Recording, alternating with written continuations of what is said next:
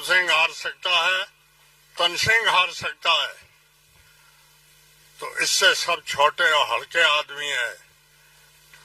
आज जो आदमी अलग पार्टी बुला रहा है वो जाटों का आदमी है। चुनाव प्रचार में जगह जगह कहा है कि ये जाटों का है, इसका नाम फतेह खान नहीं है, इसका नाम फताराम है। ये अगर नहीं किसी ने कहा है तो मेरे से पूछ लीजिए, तो आपके ये फताराम दो ग्रुप खड़ा करेगा और शिव कॉन्स्टिट्यूंसी की हालत अच्छी नहीं रहेगी।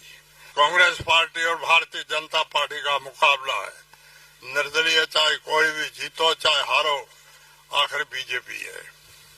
अभी विधानसभा चुनाव में हम हारे हैं, हमारे भारतीय जनता पार्टी ने हमको नहीं हराया।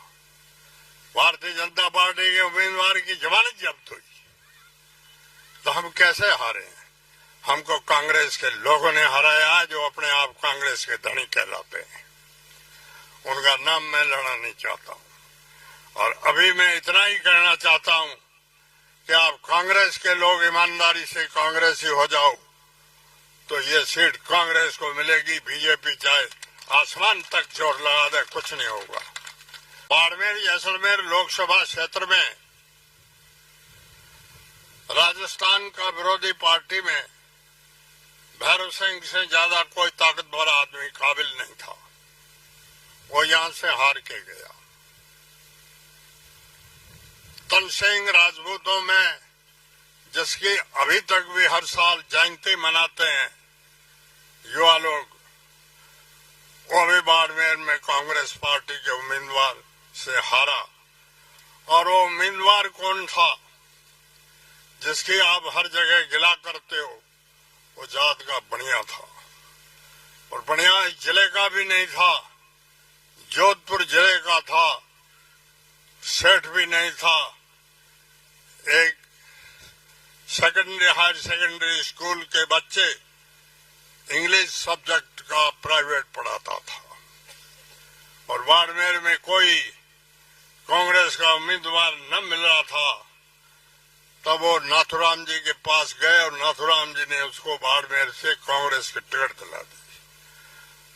तो भैरव सिंह हार सकता है, तन सिंह हार सकता है, तो इससे सब छोटे और हल्के आदमी है, अपन क्यों हारते हैं?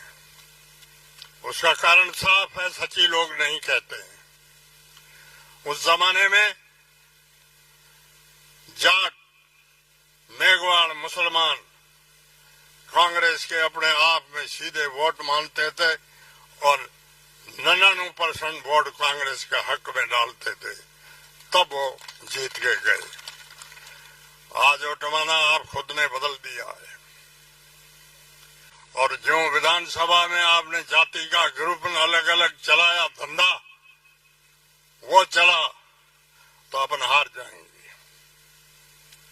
अभी भी मैं आपको बात सुनाऊं, राजस्थान पूरे में 40-41 जिला कांग्रेस कमेटी है। जिला कांग्रेस कमेटी का अध्यक्ष कहीं से भी कांग्रेस उम्मीदवार के खिलाफ चुनाव नहीं लड़ा। बाड़मेर जिला अध्यक्ष कांग्रेस का चुनाव लड़ा, और वो आज इस मीटिंग में उसके आदमी एक भी नहीं है, न खुद है। और कल मीटिंग वो अलग बुला रहा है। तो आप सीधी मान लो यहाँ दो ग्रुप कांग्रेस के हैं, और ये दो ग्रुप आज तक नहीं रहेंगे, अगले 40 सालों तक रहेंगे। 40 साल तक यहाँ से मुसलमान एमएलए नहीं जीतेगा। ये मुसलमान दिमाग से बात निकाल रहे हैं, क्योंकि मुसलमान इस सीट से 22% है। 78% यहाँ के वोटर हिंदू है। मुसलमानों में चाहे छोटा भी एक ग्रुप अलग हो गया, तो हिंदू इतने बेवकूफ नहीं है जो आप मुसलमान को वोट डालें। कोई नहीं डालेगा। मुसलमानों से तो ये सीट चली गई, न मिलेगी। मेरा तो भाई उम्र के लिहाज से भी आगे कोई चुनाव नहीं लड़ना, न लड़ूंगा, और आगे वाले चुनाव तक हम रहेंगे कि नहीं रहेंगे। हमने हमारी उम्र सन 55 से कांग्रेस के सदस्य हैं, और आज तक कांग्रेस पार्टी में रहे हैं, और दूसरी पार्टी में हम एक दिन भी नहीं गए हैं। और आज भी हम चाहते हैं कि हमारा कांग्रेस उम्मीदवार जीत जाए। और यहाँ पर भारतीय जनता पार्टी को हमेशा वोट इकसाई होकर के केवल मुसलमान नहीं देते हैं, बाकी आप सब लोग देते हो, आजमाइश के तौर पे देते हो, अदावती भी देते हो और अपने स्वार्थ के लिए भी देते हो। और आज दुखी भी सबसे ज्यादा इस जरे में, इस देश में मुसलमान है। कांग्रेस का अभिन्न अंग ये जात है और सबसे ज्यादा दुखी ये है। मैं आप सभी से पूछना चाहता हूं, इस जिले में 21 पंचायत समिति है, 17, 21 तहसील है, एक चपरासी मुसलमान है क्या? तो देश आजाद को आज 80 साल हो गए हैं।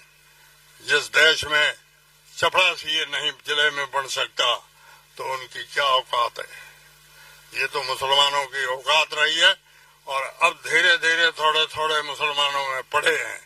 इसलिए मुसलमान भी विचार करते हैं कि अपना वोट ये खालसे का मानते हैं कि मुसलमानों के लिए कोई दूसरा रास्ता नहीं है, ये जाएंगे कहाँ, और ये तो वोट कांग्रेस को ही देंगे। यार काम हुआ चाहे न हुआ परवाह मत करो, दूसरा न राजी करने की कोशिश करो।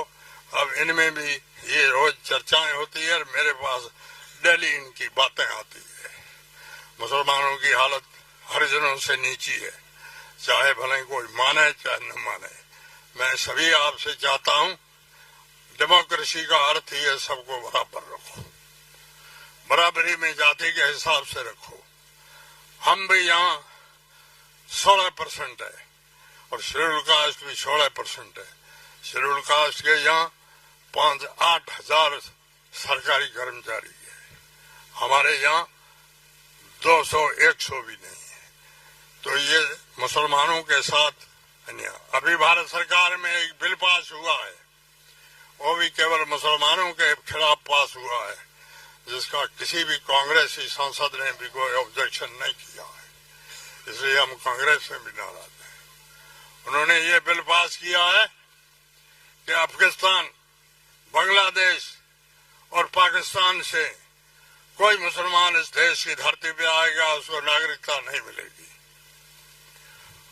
और दूसरी जातियों का कोई भी आएगा उसको 6 दिन में नागरिकता मिलेगी। ये कहाँ की बराबरी है? ये किस बात की सेकुलरिज्म है? हाँ, ये तय कर लो दूसरे देशों से मुसलमानों की आबादी आकर के यहाँ ज्यादा नहीं बस जाए, तो उसके लिए इतना तो करो कि हिंदुस्तान का मर्द है और उसकी औरत अगर पाकिस्तान से लाई गई है तो उसकी नागरिकता के लिए रुकावट मत करो। मेरे गांव के पड़ोस में एक बूढ़िया गांव है, उसमें एक आदमी पाकिस्तान से शादी करके आया जिसको 24 साल हुए, उसको अभी तक नागरिकता नहीं मिली है। 4 उसके बच्चे हो गए, अब उसको आकर पाकिस्तान जाना पड़ेगा। कोई आदमी विचार नहीं करता है। तो मुसलमान जी में अपने आप किसी पर सुखी नहीं है, दुखी है। और मैं आप लोगों से इतना ही चाहूंगा, मेरे खिलाफ लगातार वोट 2 जाति देती है, एक तो शेड्यूल कास्ट देती है और एक जाट देते हैं। मैंने 25 साल यहाँ राजस्थान की विधानसभा में निकाला है, इन दोनों जाति का एक भी आदमी बता दे कि मैंने किसी मामले में इनसे 5 रुपया लिया है। एक भी आदमी कोई बता दे कि मैंने इनके किसी गांव में विकास की कोई इकाई होने नहीं दी, रुका दी है। पिछली बार भी मेरे को वोट नहीं मिले, लेकिन मैंने ढगारी, शास्त्री गांव, रातड़ी गांव, धरानी मेघवालों की ढाणी, बिंडानी मेघवालों की ढाणी, समेलों का तला, देदू शहर, इन मेघवालों के गांव में हायर सेकेंडरी स्कूलें खोली है, यहाँ मुझे एक भी वोट नहीं मिला है। हम बहुत निरपक्षता और ईमानदारी से चले हैं और अभी भी जब तक जिंदे हैं तब राजनीतिक तो नहीं करेंगे, लेकिन हम ईमानदारी से व्यवहार रखेंगे, किसी के साथ अत्याचार नहीं करेंगे। लास्ट